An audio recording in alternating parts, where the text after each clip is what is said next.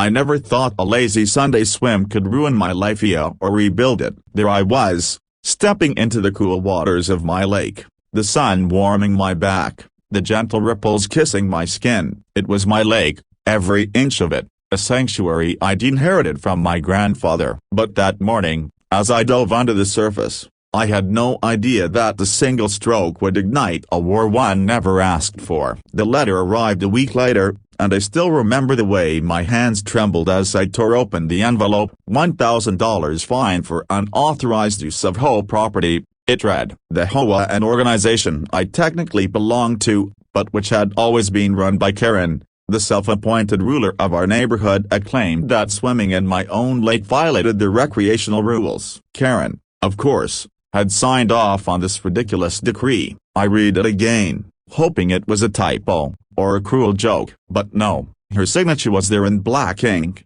Karen W., president of the Lakeview Heights home. I wanted to laugh. I wanted to cry. Mostly, I wanted to grab her by the collar and shake some sense into her. But I didn't. Instead, I did what I do best. I took a step back, counted to 10, and reminded myself that anger is a tool, not a weapon. And in that moment, I realized Karen had underestimated me badly. The next week was a blur of research, phone calls, and property records. I had grown up swimming in this lake, fished here as a child, and inherited full ownership from my grandfather. Every single inch of the water, the surrounding shoreline, the docks, even the tiny island at the center of it was mine. Karen and her hoe had the audacity to fine me for trespassing on my own property. I decided to play it smart. I didn't storm the home meeting. I didn't yell at Karen in the neighborhood. I went through the proper channels, quietly amassing evidence, property deeds,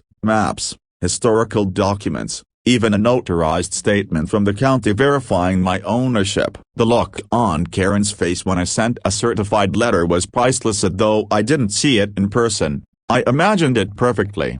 The letter explained, calmly and meticulously, that the $1,000 fine was invalid, that I was within my rights to swim, fish, and host events on my own property, and that any attempt to enforce the fine would be met with legal action. I requested an immediate revocation of the fine. Karen responded with the usual mix of indignation and passive aggression. "Rules are rules," she wrote. But now the game had changed. I had spent years quietly watching the HOA, noting every discrepancy, every underpayment, every loophole in their governance. And now, it was time to turn the tables. I reviewed the HOA's financials, which, thanks to a little digging and some public record requests, were shockingly sloppy. Several properties had been overassessed, while Karen's own HOA fees were laughably low given the size of her estate. That's when I made my move. I drafted a proposal, submitted it to the board, and attached my calculation. Karen's personal HOA fees needed to be corrected. An adjustment,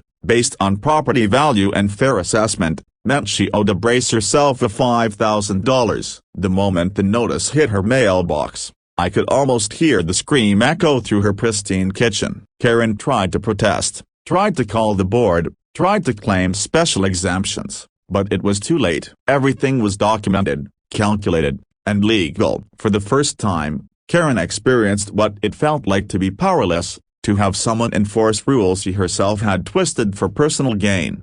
Of course, I didn't gloat. Not openly, but I did enjoy a quiet satisfaction, swimming in my lake that evening as the sun sank low, turning the water to molten gold. I realized something important in those hours. Justice isn't about revenge, it's about balance. Karen learned that rules apply to everyone, even the self-appointed rulers, and I learned that patience, knowledge, and persistence could turn even the smallest pond into an ocean of power. By the end of the month, the HOA quietly reversed my fine, and Karen's board-approved fee adjustment went through. She never spoke to me again, at least not without a carefully polite smile. But I didn't mind. I had my lake, my peace, and a story that reminded me no one, not even a Karen, can claim what is rightfully yours. That summer, I invited the neighborhood kids to swim, taught my nieces to fish, and hosted small barbecues on the shore. Every laugh, every splash,